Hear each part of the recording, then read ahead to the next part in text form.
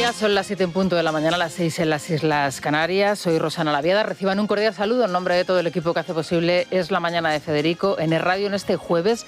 Hoy es 13 de noviembre, San Nicolás. Felicidades a todos los Nicolás y Nicolasas, si es que existe alguna, y que son representantes y miembros del Club de Libertad Digital especialmente. Nombre preciosísimo, desde luego, que nace en Roma a finales del 800, entra en la corte papal muy joven, llega a pontificiar a los 58 años, uno de los sucesores de San Pedro, y por eso su tumba todavía se conserva en la Basílica. San Nicolás, felicidades a todos ellos. Bueno, y Claudia, ayer se la presentábamos y hoy ya son 30 las provincias que amanecen en alerta con motivo de esta borrasca. Tenemos avisos de color amarillo y naranja por lluvia y viento en la mitad oeste de la península y también en todo el archipiélago canario, así que por favor mucha precaución. El Gobierno de Canarias, de hecho, ha decidido suspender las clases presenciales.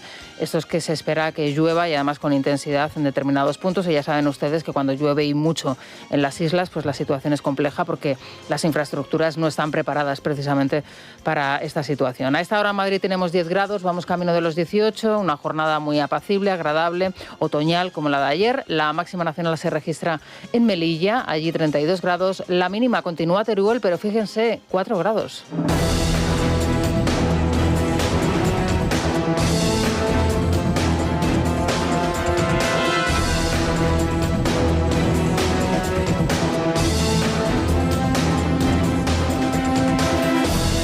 En el juicio contra el fiscal general del Estado que se desarrolla en el Tribunal Supremo, hoy se van a poder escuchar las conclusiones finales, quedando así visto para sentencia. El Tribunal Supremo y el Congreso de los Diputados, si me permiten, han sido los dos escenarios donde en las últimas horas ha quedado demostrada, rubricada, la quiebra institucional que asola al país, la erosión de las altas instituciones del Estado, el bloqueo, la parálisis del Gobierno y la ruptura de la separación de poderes. Supremo y Congreso y Supremo son la prueba evidente, la pistola humeante que todo el mundo busca y que parecen no encontrar. La verdad no se filtra, la verdad se defiende, y creo que es un poco el resumen de esto que ha pasado aquí. Afirmo con total contundencia que por convicción y por necesidad no ha habido en la historia de la democracia de nuestro país un gobierno tan parlamentario como el que me honro en presidir. El fiscal general del Estado se quitó la toga, el presidente del Gobierno es el capitán de un barco que, como la perla negra, está repleto de una tripulación que ya está muerta y no lo sabe y que va con destino indefinido y sin definir. Y lo peor de todo es que no sabemos hacia dónde nos llevan. El fiscal general del Estado, como les digo, se quitó la toga, se sentó en el banquillo de los acusados, pero no aceptó las preguntas de las acusaciones. Defendido por la Abogacía del Estado y por la propia Fiscalía, de la que solo aceptó 2 preguntas, Álvaro García Ortiz deja en evidencia qué es y en qué se ha convertido la Fiscalía. Señor García Ortiz, ¿ha hecho usted llegar a personas ajenas de la Fiscalía el célebre correo de 2 de febrero de 2024? No, no lo he hecho llegar. No ha hecho. Señor García Ortiz, ¿se ratifica usted en la declaración que prestó ante el instructor, el día 29 de enero de 2025? Sí, me ratifico. Ninguna pregunta más. Que la institución encargada de perseguir el delito, asumiendo como normal que su máximo representante no conteste a todas las partes participantes en el proceso, si esto de por sí ya es la evidencia de la degradación institucional, más abrumadora es la escena de una abogada del Estado interrogando de forma hosca, como si fuese un delincuente, al máximo responsable de la UCO, el teniente coronel Balas, a la Policía Judicial que se encarga de investigar, de perseguir también el delito. Tanto él como los otros 10 agentes que comparecieron explicaron que el fiscal dominaba todo el proceso. Bien, hablan ustedes de Fiscalía General del Estado, no de Fiscal General del Estado. No, pero...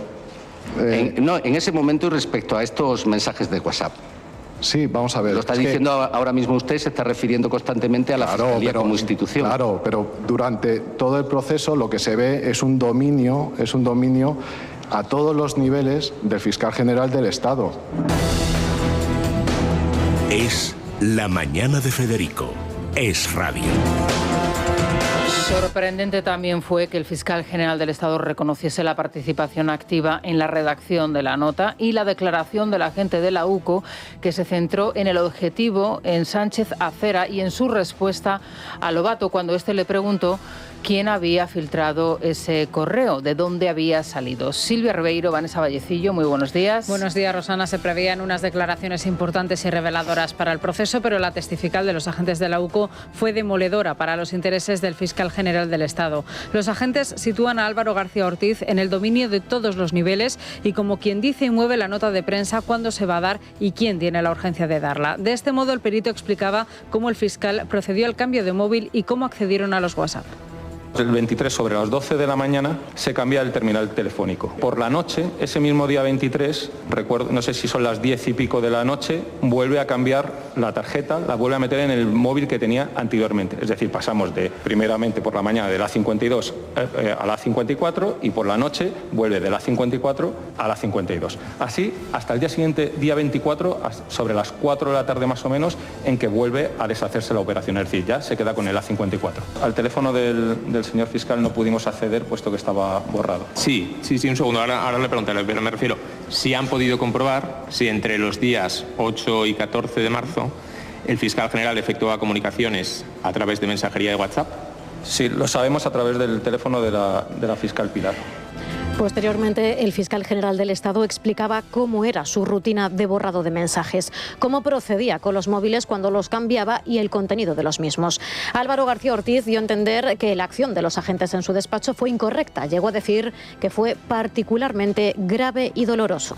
Restauro valores de fábrica y me aseguro de que se elimina cualquier dato que pueda perjudicar a terceras personas. Hay que hacerlo, hay que ser conscientes de que si mi terminal o el terminal de cualquiera de nosotros, no quiero ponerme dramático, acaba en manos de terceras personas, si yo me dejo el terminal encima de esa mesa o lo abandono en un bar o me lo roban o me lo hackean, estoy poniendo en peligro a muchas personas en este país. Yo soy muy consciente de eso. Por eso tengo borrados automáticos, tengo borrados 24 horas evidentemente, pero sistemáticamente, repito, sistemáticamente, yo no hago o no permito que permanezca más de un mes en mi WhatsApp la información contenida en chat que pueden tener información profesional. Esta era la explicación que daba el fiscal general del Estado sobre ese borrado de los teléfonos móviles y el cambio de terminales. Y en este punto me parece interesante que nos detengamos en una cuestión, en un momento que pasa prácticamente inadvertido durante la declaración de uno de los agentes de la UCO, y es en cómo se accede y en qué situación estaba esa información, refiriéndose efectivamente a una declaración que se produjo la semana pasada y es la de Pilar Sánchez Acera. Hay que recordar que Pilar Sánchez Acera, la que fuese alto cargo de Moncloa, número 2 de Óscar López, en la actualidad número 2 del Partido Socialista en Madrid, también con López, llegó a afirmar que el correo lo había adquirido desde los medios de comunicación, se lo habían pasado de los medios de comunicación. Este es el momento en que a ella le preguntan la semana pasada en el Tribunal Supremo cómo lo consigue y no se acuerda exactamente de qué periodista, ni qué medio, ni de qué manera. A mí me viene de un medio de comunicación. ¿De cuál? Pues es lo que no puedo recordar. No puede recordar. No puedo recordar. Los medios de comunicación no tienen WhatsApp. Los periodistas sí. Sí. ¿Qué periodista? Bueno, no puedo recordar de qué medio era el periodista que me realiza ese envío. La frase la ratifica Lobato, no dentro de la sala, sino a la salida del tribunal, cuando ya es preguntado por los periodistas. Pregunté por el origen a Pilar Sánchez Acera en 2 ocasiones y a Francesc Vallès para que me acreditara si se había publicado por algún medio. Era el que tenía mayor conocimiento de lo que se iba publicando y bueno, Pilar Sánchez Acera me contestó, como ya saben, cómo era, porque llega, está en los medios, creo que es la frase que me dice, y Francesc Vallès no me contestó. Está en los medios. Y Francesc Vallès no le contesta. Francesc Vallès, secretario de Estado de Comunicación en ese momento en Moncloa. Escuchen lo que decía ayer, escuchen por favor atentamente lo que decía ayer el agente de la UCO. Se lo envía al señor Lobato. Y el señor Lobato, bueno, pues como pone en el informe, pregunta que de dónde viene. Entonces la señora Sánchez Acera pues no lo tiene claro. Dice, bueno, pues llega, está en los medios, pero verdaderamente en los medios no está. De hecho, prueba de ello es que hasta las 9:06 de la mañana, que sale en el plural, en los medios no está. Bueno, pues este punto me parece que es muy interesante. cómo llega a la señora Sánchez Acera la información. ¿De dónde le viene? Y esta es una cuestión importante. Estamos hablando de una jefa de gabinete, estamos hablando de una política, estamos hablando de una número 2, estamos hablando de alguien conectada con Óscar López, una persona importante en su día en Moncloa, una persona que continúa siendo importante en Moncloa y que continúa ahí. ¿Cómo le llega esa información? Aquí hay una pata que parece que nos estamos olvidando de ella y que puede ser fundamental. En cualquier caso, si me permiten, si me tendría que quedar yo hoy con un titular que resumiese lo que sucedió ayer en el Tribunal Supremo, me quedo sin duda con el de La Vanguardia. El fiscal general niega la filtración frente a la versión de la Guardia Civil.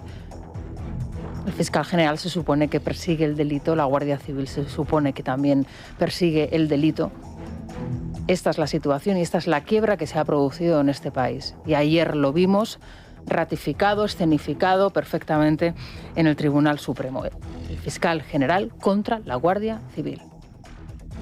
Esto es lo que ayer quedó de manifiesto. Bueno, en Libertad Digital les está ofreciendo hoy, y vamos a seguir hablando prácticamente de lo mismo porque al final todo está conectado, una nueva remesa de audios de la cloaca socialista que no solo demuestra el poder que tenía la propia Fontanera sobre el propio fiscal general, sino también que ha estado operando hasta hace muy pocos meses. En una de esas grabaciones, Leire está segura de que Ábalos cometió cohecho y se refiere directamente a las informaciones que desvelan sus encuentros con prostitutas. En este punto pide una castración química para el exministro o patearle personalmente. Estos audios, realizados por el fiscal Estampa durante una de sus reuniones, corroboran además el poder que la Fontanera tenía sobre el fiscal. De hecho, asegura Estampa que el Partido Socialista impondría a García Ortiz su vuelta. El fiscal Estampa fue destituido de la Fiscalía Anticorrupción en el año 2021 por parte de Dolores Delgado, después de que iniciara una investigación contra Villarejo.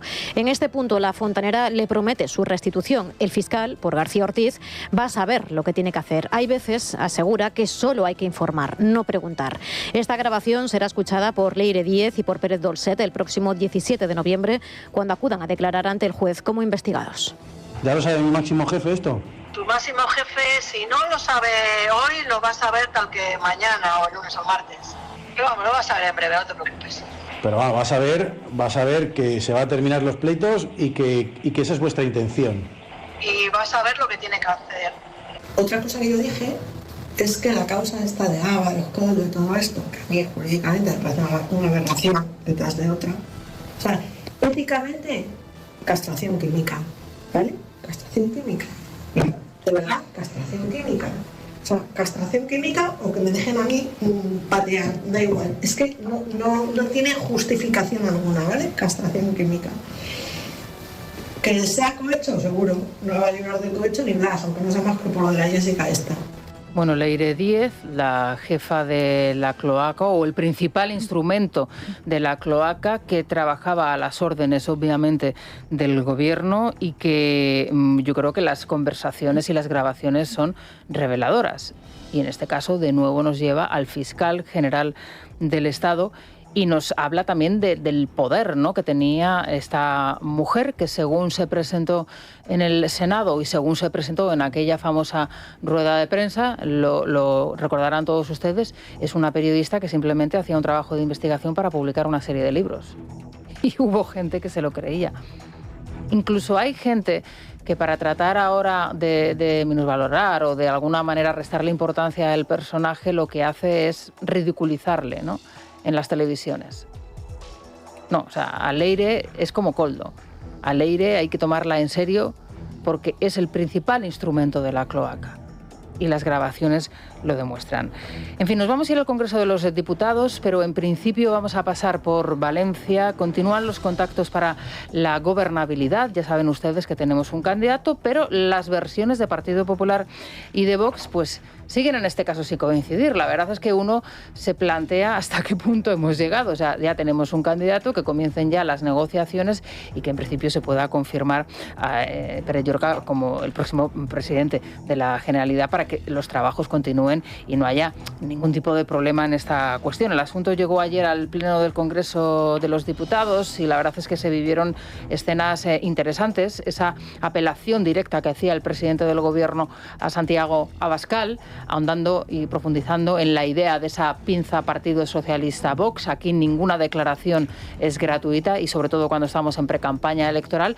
Y la verdad es esa respuesta interesante, creo que inteligente por parte de Santiago Abascal, diciéndole al presidente del Gobierno, vale, de acuerdo, yo convoco o hago que se convoquen elecciones en Valencia si usted las convoca también a nivel nacional en toda España. El tiempo corre para que Partido Popular y Vox logren un pacto. Pérez Llorca tiene 6 días para lograrlo como candidato designado por Génova y, sin embargo, desde Vox aseguran que las negociaciones no han arrancado, que solo se han producido contactos. Parece ser que por lo pronto el candidato sí es de consenso, pero quedan muchas claves por decidir. Por ejemplo, quién conformará el nuevo gobierno y cómo reestructurará a partir de ahora el Partido Popular en la región. La parálisis en el relevo de Carlos Mazón era utilizada por el presidente durante el pleno en el Congreso de los Diputados. Pedro Sánchez continuaba negando toda responsabilidad del Gobierno en la riada y en la gestión posterior de la misma, al tiempo que reclamaba una convocatoria electoral en la Comunidad Valenciana. Respondía Abascal, si quiere elecciones, que dé ejemplo y haga lo propio a nivel nacional. La grave paradoja, la grave contradicción de llevar 7 años exigiéndonos unas elecciones anticipadas, pero se niegan a convocarlas en la Comunidad Valenciana después de la tragedia social, política e institucional que se ha vivido tras la DANA. Yo me comprometo solemnemente en esta tribuna a exigir inmediatas elecciones regionales en la Comunidad Valenciana. Un segundo después de que usted disuelva las Cortes y devuelva la voz a los españoles. Suba aquí y diga eso que ha dicho. No hay que tener miedo a la voz de los ciudadanos. Son sus palabras. Repítaselo y convoque elecciones. Y si no, cállese y déjenos a los demás intentar reconstruir la Valencia que ha sido arrasada por sus negligencias y por sus acciones criminales. ¿Y saben ustedes quién homenajea ahora a las víctimas de la DANA tras un año sin pisar Valencia? Teresa Rivera. Teresa Rivera. Lo pueden leer a Maite Loireiro y a Leticia Barquín en libertadigital.com. No, sí, desde luego aquí bueno, pues es increíble lo que les tenemos que contar. Verdaderamente no damos abasto, pero es que es una detrás de otra. Teresa Rivera reaparece ahora homenajeando a las víctimas de la DANA. Una señora que lleva un año sin aparecer ya no por Valencia, por España. En fin, son las 7:17 de la mañana. Vamos a despegar con Iberia. Bueno, esta es como la hora feliz que tenemos en Es la Mañana cuando pronunciamos la palabra Radarbot. Nos encanta, ya sabéis que es una aplicación 100% española que nos avisa de todos los radares fijos de tramo con la velocidad media, puntos negros, de todo. Entre impuestos, gasolina, seguros y peajes, conducir ya es bastante caro como para que encima te frían a multas por un despiste. Por eso yo uso Radarbot, sabiendo que mis viajes son más tranquilos porque no me los va a amargar una multa. Si tú tampoco quieres volver con una multa de recuerdo, descárgate gratis en Radarbot desde la tienda de aplicaciones. Bueno, y todos los que nos están escuchando desde el coche, muy atentos, ¿cómo se circula hasta ahora? Pues tenemos retenciones ya en el sur de la M30 y en Manoteras, en el centro de la capital. Tráfico lento en Gran Vía, Atocha, Paseo de Recoletos, también complicaciones en Castellana, a la altura de Rubén Darío, en la plaza de Manuel Becerra, en Alfonso XIII con López de Hoyos y, como es habitual, en O'Donnell a su paso por Doctor Esquerdo. ¿Cómo se circula por el resto de carreteras españolas? DGT Álvarez, muy buenos días. Buenos días. En este momento estamos pendientes de un siniestro que corta en Segovia, la 1 en Villarejo, sentido Burgos, desvío debidamente señalizado. Además hay otros 2 alcances más que complican la entrada a Madrid, uno por la A4 en Valdemoro y otro por la A42 en Getafe. Al margen de estos accidentes encontramos dificultades en Madrid en el acceso por la A2 en Torrejón de Ardot, la A4 en Butarque, la A42 en Parla, la 5 en Alcorcón y la 6 en Las Rozas. Tráfico irregular en el Levante, en Barcelona, en la entrada por la C58 en Moncada y en Sabadell, y por la 2 y la B23 en Molins de Rey, y en Valencia en el acceso por la CV35 en la Eliana. Y por último encontrarán tráfico irregular en Sevilla en la entrada por la A49 en Tomares. Además les pedimos que estén muy atentos ante el aviso naranja de la AEMET por fuertes lluvias en Canarias, Huelva, Cáceres, Salamanca y también en Ávila, por lo que les recomendamos que consulten la información meteorológica antes de salir a la carretera. Radarbot te ayuda a disfrutar de una conducción tranquila, segura y sin multas. Si cada vez que ves un cartel luminoso por la autopista frenas por si hay algún radar, eso es que te hace falta un compañero como Radarbot. Enjoy Driving con Radarbot, tu aplicación legal y gratuita experta en avisos de radares, con información actualizada cada día y avisos en tiempo real. Conduce más tranquilo, más seguro, mejor con Radarbot. Descárgala ya. Bueno, ya queda menos. ¿Tienes tus entradas para la NFL este domingo? Yo ya digo lo de siempre. Me gustaría haberlas tenido, pero bueno, tengo una posibilidad. Claro. Igual que yo, muchos oyentes. Es verdad. Rosana? A ver, cuéntanos. Hay muchísima atención, porque, sobre todo para los fans del fútbol americano, este domingo en el Santiago Bernabéu, gran acontecimiento. Y es que Santander, en colaboración con los Miami Dolphins, nos trae el gran partido de la National Football League, su duelo con los Washington Commanders. Y aún hay más. No te pierdas la experiencia fan de los Miami Dolphins en Plaza de España. Mira, los que no tengan entradas, podemos aprovechar también para esta experiencia. Allí podrás vivir el espíritu de la NFL con juegos y muchas sorpresas. Y para sorpresas, pues esta que traemos, sorteamos 2 entradas para el partido entre todos los oyentes que escriban a nuestro correo santander@libertaddigital.com, santander@libertaddigital.com, libertad digital con 2 Ds, importante, contestando a esta pregunta: ¿cómo se llama el estadio de los Miami Dolphins? Participa y te esperamos con Santander y con los Miami Dolphins. Es la mañana. Es radio. Son las 7:30 de la mañana, las 6:30 en las Islas Canarias. Continuamos contándoles las noticias con Sergio Heras y con Luis Díaz. Y nos vamos a situar en el Congreso de los Diputados. Como yo les decía, a las 7 en punto de la mañana. Ayer se produjeron 2 escenas, 2 escenarios, el Tribunal Supremo y el Congreso de los Diputados, donde pues se quedó plasmado la ruptura que hay en el país, la ruptura entre la separación de los poderes y la degradación institucional, con la declaración, lógicamente, del fiscal general del Estado, en principio negándose a contestar las preguntas de la acusación, es decir, el fiscal general, que es la institución, la persona que representa a la institución encargada de perseguir el delito, negándose a contestar a las preguntas de las acusaciones particulares y populares que están representadas en el proceso que se sigue contra él por esa revelación de secretos. Y, por otro lado, la situación que se vive también en el Congreso de los Diputados, en donde un presidente del Gobierno, sin poder legislar, sin poder sacar ninguna ley, se empeña en seguir adelante y encima dice que está amparado. Lógicamente, efectivamente, la ley dice que el presidente del Gobierno puede agotar su mandato, pero la realidad es que el Parlamento lo que le está diciendo es que no puede seguir adelante. Por eso yo decía que era como el capitán de esa perla negra, de ese barco que está lleno de muertos y que se dirigen hacia un horizonte indefinido. El problema es que nos lleva a todos con él. Fíjense en esta frase, es lo que ayer dijo, una de las frases que ayer dijo el presidente del Gobierno en esa maratoniana intervención que, por otro lado, demuestra de nuevo la descompensación de tiempos que hay en este tipo de plenos que se celebran en el Parlamento. Más de 2 horas compareció el presidente del Gobierno frente a los 30 minutos que lo hizo el líder del partido en la oposición, del principal partido en la oposición, Alberto Núñez Feijóo. Pero el presidente del Gobierno se despachó con frases como la siguiente: la corrupción en nuestro país adopta muchas formas.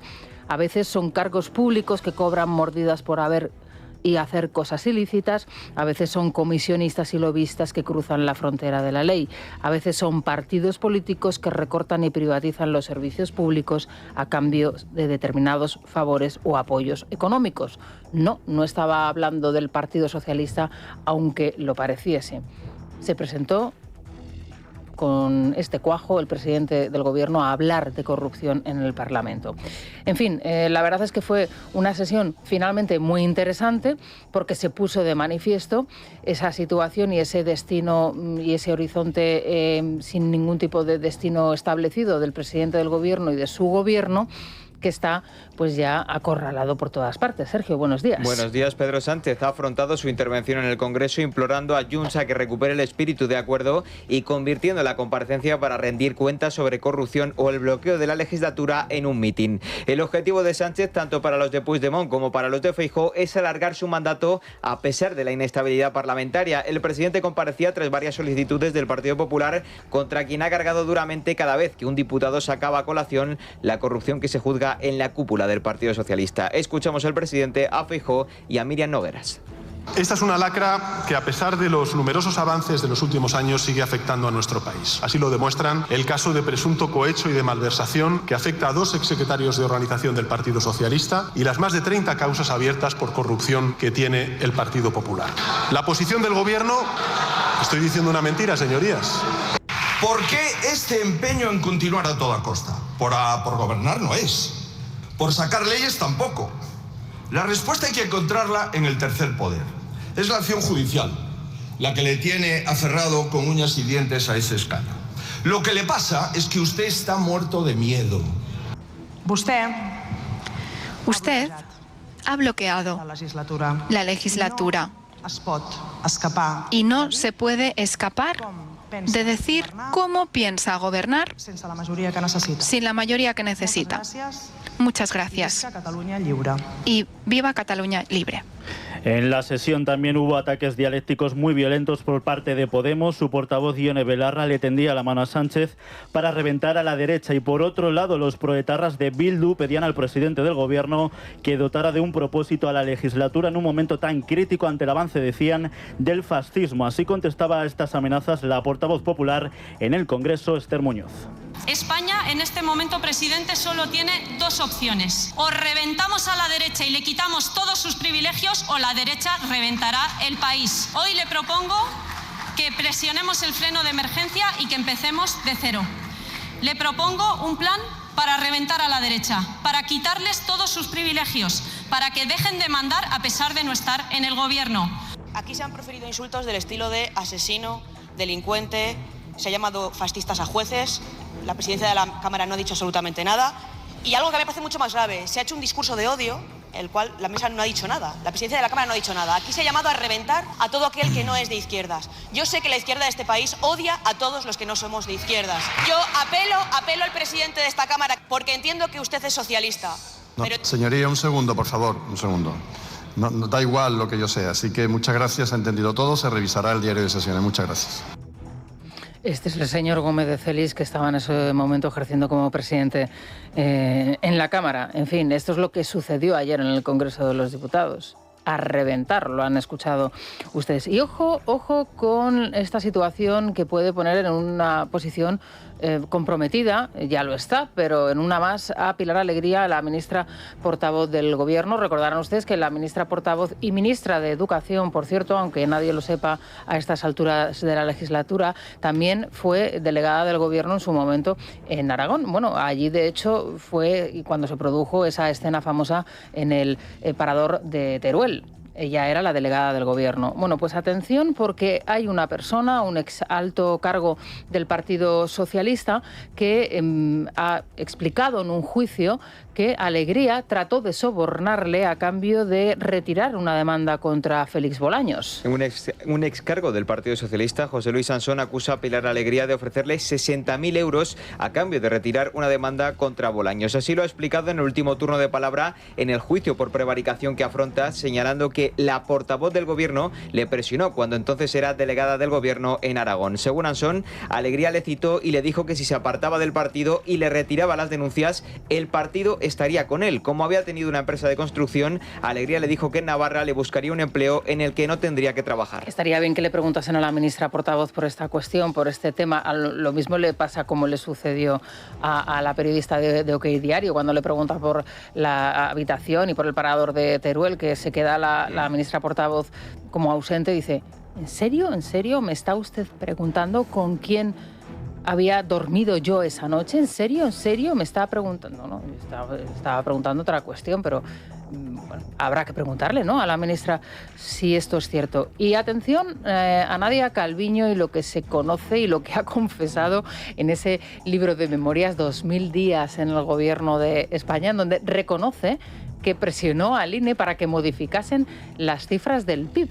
Bueno, pues tenemos más detalles, más datos sobre cómo fueron esas presiones. Bueno, debía ponerse muy enfadada la que fue vicepresidenta del Gobierno de España. Sí, Nadia Calviño presionó en persona al presidente del INE pidiendo ceses de altos cargos para elevar las cifras de crecimiento económico, tal y como desvela el diario El Mundo.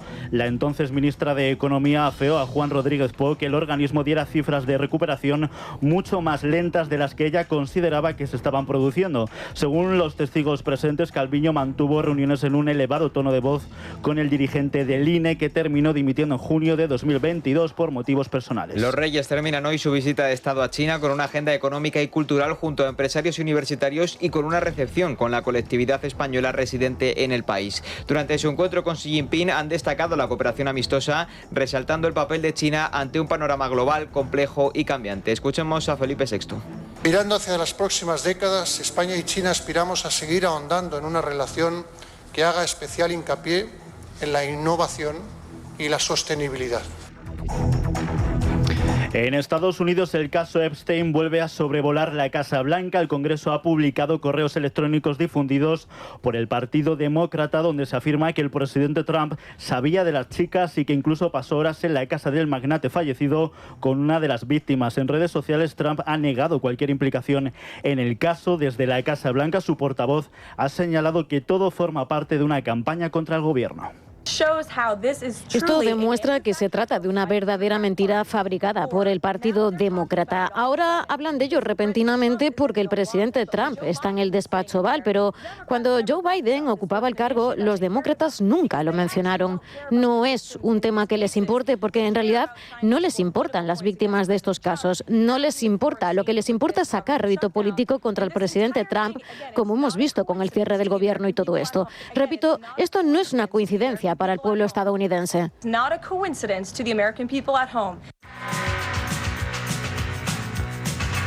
Nos vamos a ir a la Mutua, Sergio, ¿qué nos cuentas? Desde luego yo intento ahorrar, pero es que no lo consigo, Rosana. Ahí pues gasta menos, ¿no? También lo puedo intentar, pero es verdad que no gasto mucho, tengo que decirlo. Pero un ejemplo, yo tenía todos los seguros con la misma compañía y aún así cada vez me subía más el precio, o sea que me tenían contento. Así que he decidido irme a la Mutua. ¿Qué por qué? Porque si te vienes a la Mutua te bajan el precio de cualquiera de tus seguros, sea cual sea. Tan solo tienes que llamar al 91 555 55 55, 91 555 55 55, vete a la Mutua y todos contentos. Consulta las condiciones en Mutua.es. Bueno, pues nos vamos a ir a la prensa económica con CaixaBank. Es la mañana.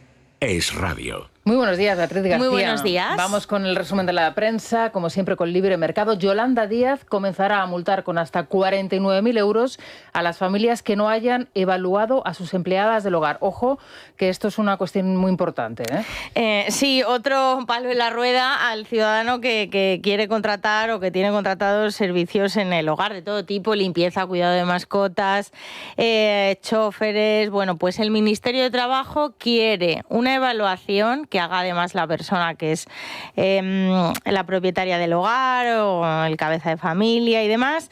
Consiste en un cuestionario que es bastante largo y que tiene algunas partes bastante surrealistas. Hay que decir, bueno, si te metes en la encuesta, ayer se quejaba la gente, como era el último, sí, o sea, el último día. El viernes tienen que estar las evaluaciones hechas. Lo anunciaron hace 6 meses, pero la gente o no han hecho una buena labor de comunicación o el ciudadano tiene bastantes cosas que hacer que para preocuparse en pasarle la encuestita a su trabajadora del hogar.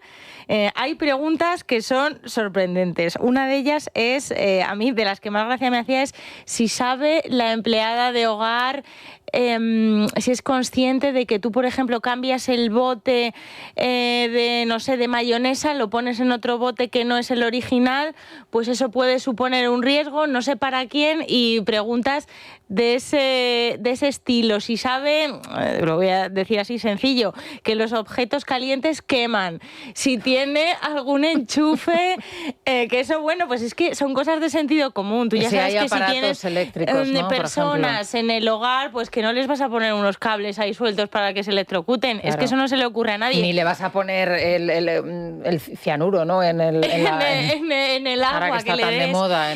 Si tienen las pegatinas, los electrodomésticos de la vivienda certificadas con la certificación de la Unión Europea. Bueno, pues todos esos pasan la encuesta, si apruebas bien, y si suspendes o tienes alguna deficiencia, marcas lo que no es que yo digo, luego la gente pues marcará todo bien, claro, aunque lo tenga mal. O sea, claro. Una cosa surrealista, un trámite burocrático absurdo y que contribuye a toda esta persecución a este sector, que el gobierno siempre hace lo mismo, o sea, intenta proteger a un sector y al final lo acaba destruyendo, y es lo que está pasando con la afiliación de las empleadas de hogar, que está completamente desplomada desde que Pedro Sánchez llegó al gobierno, y nos preguntamos ¿por qué? ¿Porque es que ahora nos gusta a todos limpiar la casa y no necesitar ayudas? Pues no, o sea, evidentemente está habiendo un trasvase de empleadas de hogar a la economía sumergida. Si le subes el SMI, le pones este tipo de trabas absurdas, que ayer de hecho estaba el teléfono colapsado de este este sistema, les amenazas con multas de hasta 50.000 euros, les subes las cotizaciones sociales, o sea, es que es demencial. Y ahí vemos los datos, que es que las empleadas de hogar están desapareciendo. Bueno, y atención a este caso, en huelga de hambre para poner fin al infierno de su inquiocupa, ha intentado atropellarme y hasta quemar mi casa. Es decir, ya no es el hecho de que te ocupen la casa, sino que intentan asesinarte y además quemar tu vivienda. Pues ¿no?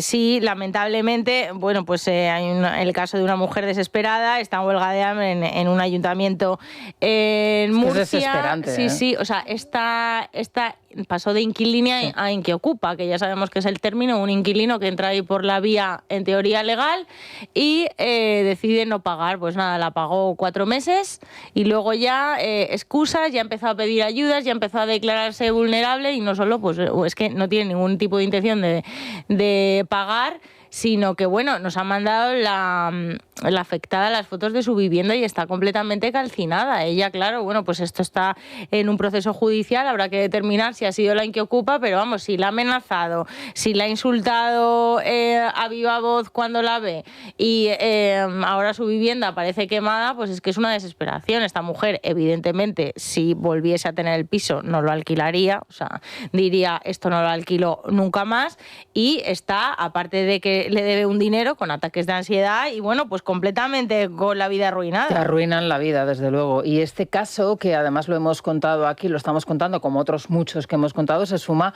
a esa batería de casos concretos que se vienen publicando en determinados periódicos, en determinados medios. Ayer, por ejemplo, creo recordar que era el diario El Mundo el que llevaba un reportaje sobre una inquiocupa de lujo, es decir, va a viviendas de lujo, ella aporta muchísimo dinero, paga por adelantado y demás, pero a los 4 o 5 meses deja de pagar, pero ya está en una chalet, pues digamos, de muchísimos metros cuadrados, con todas las comodidades, es decir, que eso también se da en otra esfera social, ¿no? Y estos casos no son aislados, es que se da y desgraciadamente mucho. Bueno, ¿algún titular más que quieras destacar? Bueno, pues tenemos el gobierno congraciándose con el independentismo, por un lado, en 5 días, que la patronal, la empresa catalana están presionando a los independentistas para que el gobierno prorrogue las nucleares y no cierre. Esto ya sería, bueno, pues increíble que desde Cataluña se consiga anular el cierre nuclear cuando es Almaraz la primera central que se iba a cerrar. O sea, y ya si hubiese una concesión de Cataluña que no cierre y el resto de España sí,